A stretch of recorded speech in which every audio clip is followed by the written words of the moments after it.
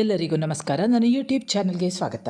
ಇಂದಿನ ವಿಡಿಯೋದಲ್ಲಿ ನಾನು ಸವಿತಾ ನಾಗಭೂಷಣ ಇವರು ಬರೆದಂಥ ತಂಗಿ ಹುಟ್ಟಿದಳು ಅನ್ನುವ ಕವಿತೆಯ ಸಾರಾಂಶವನ್ನು ಹಾಕ್ತಾ ಇದ್ದೇನೆ ವಿದ್ಯಾರ್ಥಿಗಳೇ. ಕೊನೆಗೆ ಅದಕ್ಕೆ ಪೂರಕವಾಗಿ 3 ಪ್ರಶ್ನೆಗಳನ್ನು ಕೂಡ ಹೇಳುತ್ತೇನೆ. ಮೊದಲಿಗೆ ನಾವು ಸವಿತಾ ನಾಗಭೂಷಣ ಇವರ ಪರಿಚಯವನ್ನು ಮಾಡಿಕೊಳ್ಳೋಣ. ಈ ಪರಿಚಯ ಅನ್ನುವಂಥದ್ದು ನಿಮಗೆ ಟಿಪ್ಪಣಿ ಬರೆಯಿರಿ, 4 ಅಂಕಗಳಿಗೆ ಕೇಳ್ತಾರೆ. ಹಾಗಾಗಿ ಇದನ್ನು ಸರಿಯಾಗಿ ಕೇಳಿಸ್ಕೊಳ್ಳಿ ವಿದ್ಯಾರ್ಥಿಗಳೇ. ಸವಿತಾ ನಾಗಭೂಷಣ ಇವರು 1961ರಲ್ಲಿ ಚಿಕ್ಕಮಗಳೂರಿನಲ್ಲಿ ಜನಿಸಿದರು. ಶಿವಮೊಗ್ಗದಲ್ಲಿ BCom ಪದವಿ ಮತ್ತು ಮೈಸೂರು ವಿಶ್ವವಿದ್ಯಾನಿಲಯದಲ್ಲಿ ಅಂಚೆ ಮತ್ತು ತೆರಪಿನ ಶಿಕ್ಷಣ ಸಂಸ್ಥೆಯಿಂದ ಇತಿಹಾಸದಲ್ಲಿ ಸ್ನಾತಕೋತ್ತರ ಪದವಿಯನ್ನು ಪಡೆದವರು. ಈಗ ಇವರು ಅಂಚೆ ಇಲಾಖೆಯಲ್ಲಿ ಸೇವೆ ಸಲ್ಲಿಸಿ ಸ್ವಯಂ ನಿವೃತ್ತಿಯನ್ನು ಪಡೆದಿದ್ದಾರೆ. ಇವರು ಕನ್ನಡದ ಕವಯಿತ್ರಿಯರಲ್ಲಿ ವಿಭಿನ್ನವೂ ವಿಶಿಷ್ಟವೂ ಆದಂಥ ವ್ಯಕ್ತಿತ್ವವುಳ್ಳವರು. ಇವರು ಅನೇಕ ಕೃತಿಗಳನ್ನು ಕೂಡ ಬರೆದಿದ್ದಾರೆ. ನಾ ಬರುತ್ತೇನೆ ಕೇಳು, ಚಂದ್ರನನ್ನು ಕರೆಯಿರಿ ಭೂಮಿಗೆ, ಹೊಳೆಮಗಳು, ಜಾತ್ರೆಯಲ್ಲಿ ಶಿವ ಇವು ಇವರು ಬರೆದಂತಹ ಕವನ ಸಂಕಲನಗಳು. ಇನ್ನು ಸ್ತ್ರೀಲೋಕ ಅನ್ನುವಂತಹ ಕಾದಂಬರಿ ವಿಶಿಷ್ಟ ನಿರೂಪಣೆ ಎಂದು ವಿಮರ್ಶಕರ ಗಮನ ಸೆಳೆದಿದೆ. ನಾ ಬರುತ್ತೇನೆ ಕೇಳು ಅನ್ನುವಂತಹ ಕೃತಿಗೆ ಕರ್ನಾಟಕ ಸಾಹಿತ್ಯ ಅಕಾಡೆಮಿಯ ಪ್ರಶಸ್ತಿ ಕೂಡ ಲಭಿಸಿದೆ. ಸವಿತಾ ನಾಗಭೂಷಣ ಇವರ ತಂಗಿ ಹುಟ್ಟಿದಳು ಅನ್ನುವಂಥ ಈ ತಂಗಿ ಹುಟ್ಟಿದಳು ಅನ್ನುವಂಥದ್ದು ಇದು ಸ್ತ್ರೀ ಸಂವೇದನೆಯ ಕವಿತೆ. ಶತಶತಮಾನಗಳಿಂದಲೂ ಈ ಪುರುಷ ಪ್ರಧಾನ ಸಮಾಜದಲ್ಲಿ ಹೆಣ್ಣು 4 ಗೋಡೆಯ ನಡುವೆ ಅಶಕ್ತಳಂತೆ ಅಬಲೆಯಂತೆ ಮೂಲೆ ಸೇರಿ ಪಂಜರದ ಪಕ್ಷಿಯಾಗಿದ್ದಾಳೆ. ಗಂಡು ಹೆಣ್ಣು ಎಂಬ ತಾರತಮ್ಯ ಭಾವವೇ ನಮ್ಮ ಸಮಾಜದಲ್ಲಿ ಅದೊಂದು ರೋಗವಾಗಿ ಕಾಡ್ತಾ ಇದೆ. ಅದರಿಂದ ತತ್ತರಿಸಿ ಹೋಗುವಂಥದ್ದು ಮಹಿಳೆಯರು, ಸ್ತ್ರೀಯರು. ಆಕೆಗೂ ಕೂಡ ಪುರುಷನಂತೆ ಸಾಮಾಜಿಕ ಸ್ಥಾನಮಾನಗಳ ಆಸೆ ಇದೆ, ಹಕ್ಕು ಕೂಡ ಇದೆ ಎನ್ನುವಂಥ ಧ್ವನಿ ಈ ಕವಿತೆಯಲ್ಲಿದೆ. ಹೆಣ್ಣು ಹುಟ್ಟಿದ ಕೂಡಲೇ ಎಲ್ಲರ ನಿರ್ಲಕ್ಷ್ಯಕ್ಕೆ ಗುರಿಯಾಗುತ್ತಾಳೆ ಅನ್ನುವಂಥ ಒಂದು ನಿತ್ಯ ಸತ್ಯವನ್ನು ಕವಯಿತ್ರಿ ತನ್ನ ಕವಿತೆಯಲ್ಲಿ ಹಿಡಿದಿಟ್ಟು ತೋರಿಸಿದ್ದಾರೆ ಹಾಗೂ ಸಮರ್ಥಿಸಿಕೊಂಡಿದ್ದಾರೆ.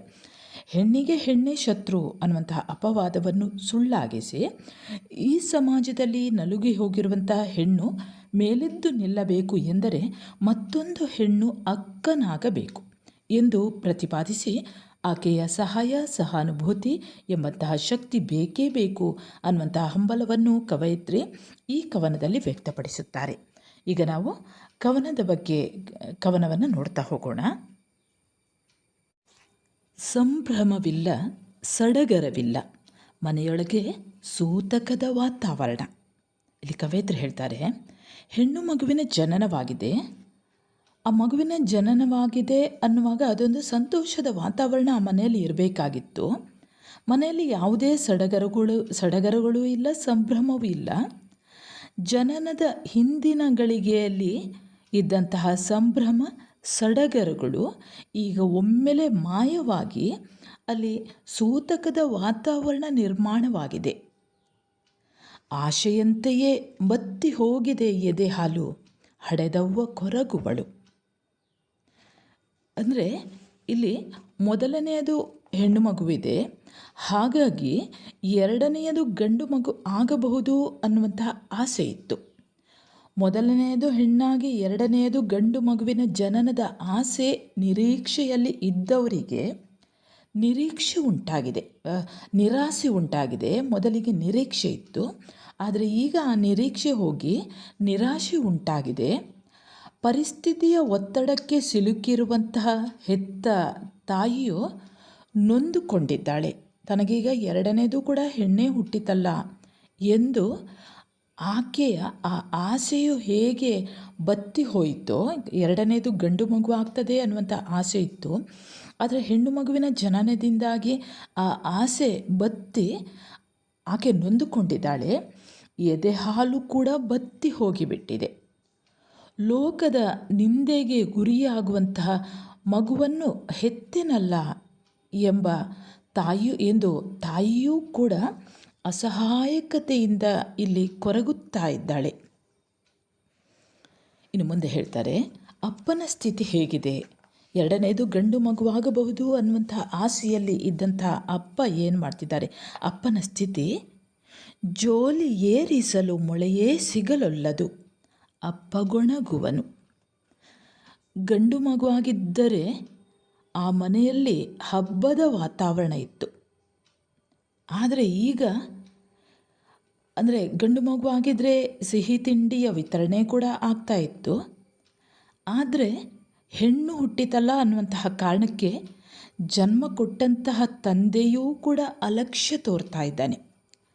ಮಗುವಿಗೆ ತೊಟ್ಟಿಲಿಲ್ಲ, ಕಡೆಗೆ ಬಟ್ಟೆಯ ಜೋಕಾಲಿ ಏರಿಸಲು ಸಹ ಒಂದು ಮೊಳೆ ಹೊಡೆದು ಕೊಡಲು ಕೇಳಿದರೆ ಮೊಳೆ ಇಲ್ಲ ಅನ್ನುವಂಥ ಒಂದು ಉತ್ತರವೇ ಅಪ್ಪ ಕೊಡ್ತಾ ಇದ್ದಾನೆ.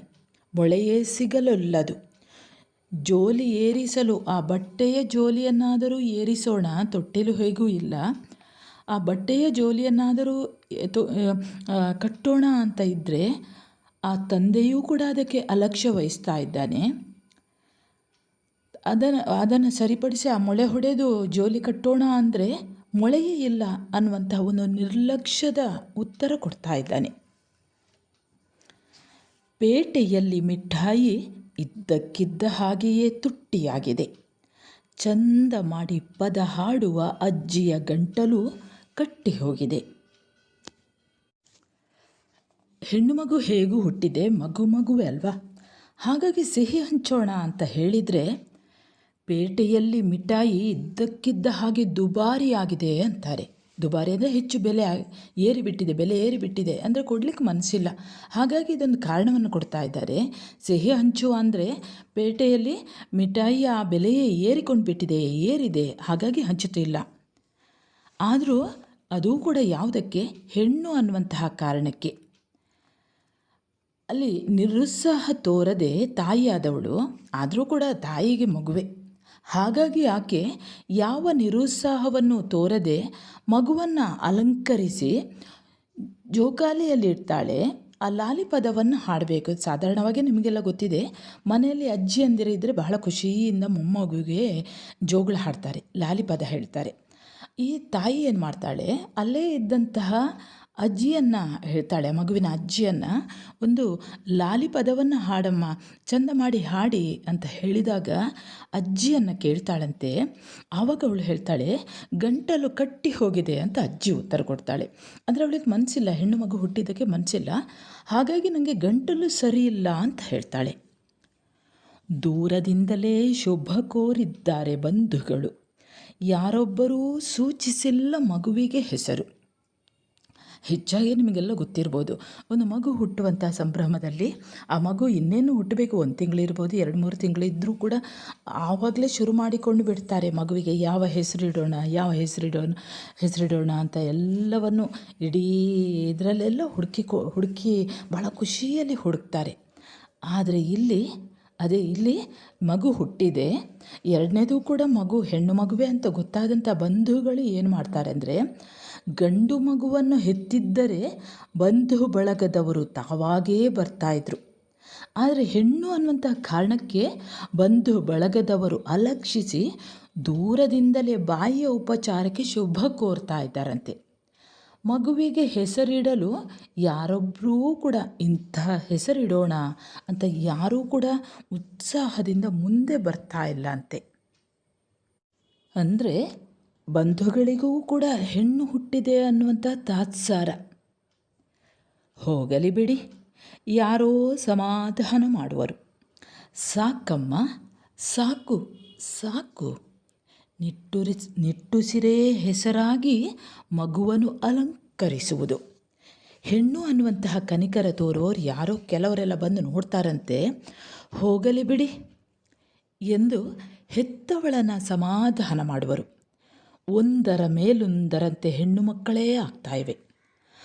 ಆ ಕಾರಣದಿಂದ ಮನನೊಂದಂತಹ ತಾಯಿ ಹೇಳ್ತಾಳಂತೆ, ಸಾಕಮ್ಮ ಸಾಕು, ಹೆಣ್ಣು ಲೋಕದ ತಿರಸ್ಕಾರಕ್ಕೆ ಗುರಿಯಾಗಿ ಕಮರಿ ಹೋಗುವುದು ಸಾಕು ಎಂದು ಕಣ್ಣೀರಿಡುತ್ತಾ ನಿಟ್ಟುಸಿರಲ್ಲೇ ಮಗುವನ್ನು ಅಲಂಕರಿಸುತ್ತಾ ಏನೂ ತೋಚದೆ ಸಾಕಮ್ಮ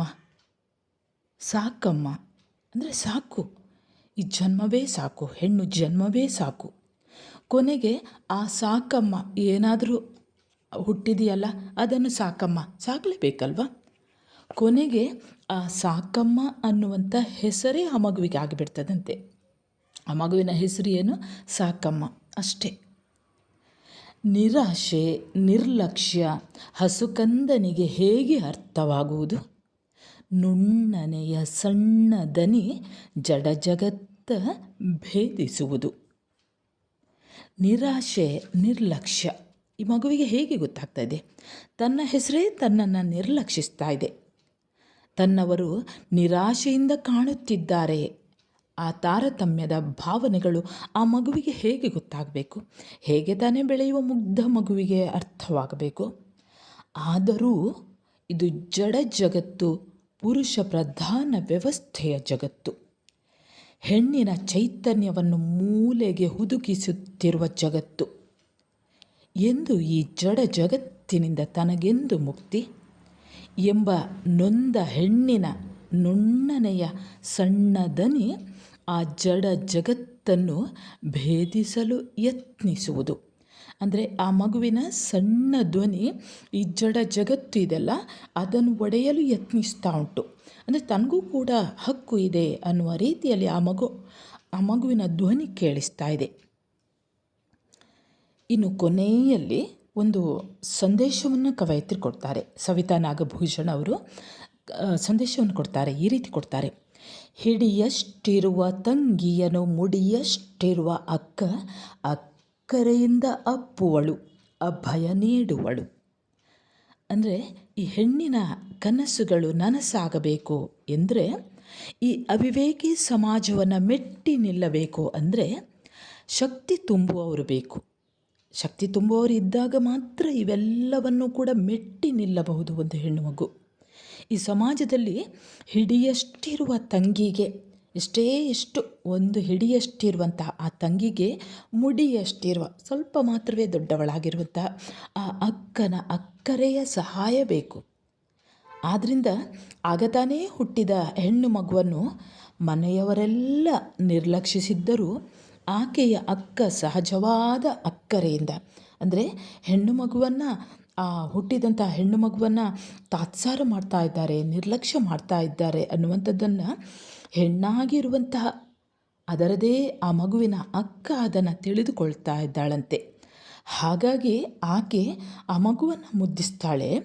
ಆಕೆಯನ್ನು ಅಪ್ಪಿಕೊಂಡು ಹೀಗೆ ಹೇಳ್ತಾಳಂತೆ: ಹೆದರದಿರು, ನಾನು ನಿನ್ನೊಂದಿಗಿರುತ್ತೇನೆ ಅನ್ನುವಂಥ ಆ ಭಯವನ್ನು ಆ ಅಕ್ಕನಾದವಳು ತನ್ನ ತಂಗಿಗೆ ನೀಡುತ್ತಾಳೆ ಅನ್ನುವಂತಹ ಒಂದು ಸ್ತ್ರೀ ಸಂವೇದನೆಯ ಧ್ವನಿ. ಹೆಣ್ಣೇ ಅರ್ಥೈಸಿಕೊಳ್ಳುತ್ತಾಳೆ ಅನ್ನುವಂತಹ ಧ್ವನಿಯನ್ನು ಈ ಕವನದ ಕೊನೆಯಲ್ಲಿ ನಾವು ಕಾಣ್ತೇವೆ. ವಿದ್ಯಾರ್ಥಿಗಳೇ, ಈ ಸವಿತಾ ನಾಗಭೂಷಣ ಅವರು ಬರೆದಂಥ ತಂಗಿ ಹುಟ್ಟಿದಳು ಅನ್ನುವಂತಹ ಈ ಕವಿತೆಯ ಸಾರಾಂಶ ಇಲ್ಲಿಗೆ ಮುಕ್ತಾಯವಾಗ್ತದೆ. ಈ ಕವಿತೆಗೆ ಸಂಬಂಧಿಸಿದ ಹಾಗೆ 8 ಅಂಕದ ಪ್ರಶ್ನೆಗಳು ಈ ರೀತಿ ಬರ್ತವೆ. ಪುರುಷ ಪ್ರಧಾನ ವ್ಯವಸ್ಥೆಯಲ್ಲಿ ಹೆಣ್ಣಿನ ಬಗೆಗಿರುವ ತಿರಸ್ಕಾರ ತಂಗಿ ಹುಟ್ಟಿದಳು ಕವಿತೆಯಲ್ಲಿ ಹೇಗೆ ಅನಾವರಣಗೊಂಡಿದೆ? 2ನೇ ಪ್ರಶ್ನೆ, ಗಂಡು ಹೆಣ್ಣುಗಳ ಬಗೆಗಿರುವ ತಾರತಮ್ಯವನ್ನು ಕವಯಿತ್ರಿ ತಂಗಿ ಹುಟ್ಟಿದಳು ಕವಿತೆಯಲ್ಲಿ ಹೇಗೆ ನಿರೂಪಿಸಿದ್ದಾರೆ? ವಿವರಿಸಿರಿ. ಸರಿ ವಿದ್ಯಾರ್ಥಿಗಳೇ, ಇಲ್ಲಿಗೆ ನಿಮ್ಮ ಕನ್ನಡ ಪಠ್ಯಪುಸ್ತಕದ ತಂಗಿ ಹುಟ್ಟಿದಳು ಅನ್ನುವ ಕವನದ ಸಾರಾಂಶವನ್ನು ಹಾಕಿದ್ದೇನೆ. ನಿಮ್ಮ ಕನ್ನಡ ಪಠ್ಯಪುಸ್ತಕಕ್ಕೆ ಸಂಬಂಧಿಸಿದ ಹಾಗೆ ಅನೇಕ ಪಾಠಗಳ ಸಾರಾಂಶಗಳನ್ನು, ವಿಡಿಯೋಗಳನ್ನು ಹಾಕಿದ್ದೇನೆ. ವಿದ್ಯಾರ್ಥಿಗಳೇ, ನೀವು ನನ್ನ ಚಾನೆಲ್ಗೆ ಹೊಸಬರಾಗಿದ್ದಲ್ಲಿ ಮೊದಲು ಸಬ್ಸ್ಕ್ರೈಬ್ ಮಾಡುವುದನ್ನು ಮರೆಯದಿರಿ. ಹಾಗೆ ಒಂದು ಲೈಕ್ ಕೊಡಿ, ಕಮೆಂಟ್ ಮಾಡಿ, ನಿಮ್ಮ ಸ್ನೇಹಿತರಿಗೂ ಕೂಡ ಶೇರ್ ಮಾಡಿ. ಮುಂದೆ ಹೊಸ ಪಾಠದೊಂದಿಗೆ ಮತ್ತೆ ಬರುತ್ತೇನೆ. ಅಲ್ಲಿಯವರೆಗೆ ನಮಸ್ಕಾರ.